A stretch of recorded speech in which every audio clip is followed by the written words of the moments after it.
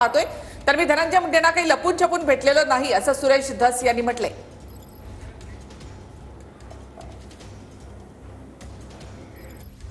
एखाद्या भ्रमिष्ठाला पण वाटणार नाही। ती मिलीभगत आहे दोघांची। पार त्यांच्या पक्षप्रवेशापासून त्यांच्या मागे उभं राहण्याचं काम दरवेळेस अजितदादांनीच केलंय। त्यामुळे अजितदादांकडनं त्यांच्या राजीनामा घेतला जाईल ही अपेक्षा करणं म्हणजे मला तर आश्चर्यच वाटतं। ज्याने स्वतःहून सांगितलं की वाल्मिक कराड माझा माणूस आहे, माझा खास आहे,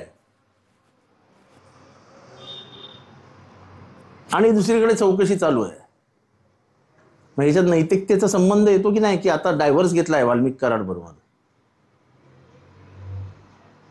त्यामुळे विरोधी पक्षातले आम्ही सगळे धनंजय मुंडे यांनी राजीनामा दिलाच पाहिजे या एका भूमिकेवर ठाम आहोत।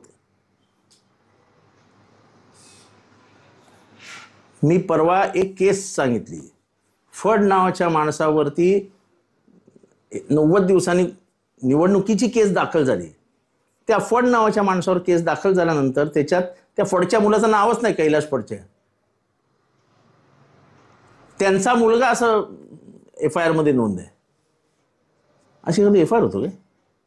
त्यामुळे यंत्रणेवर असलेला धनंजय मुंडेंचा दबाव हा वारंवार पावलोपावली दिसून येतो। असा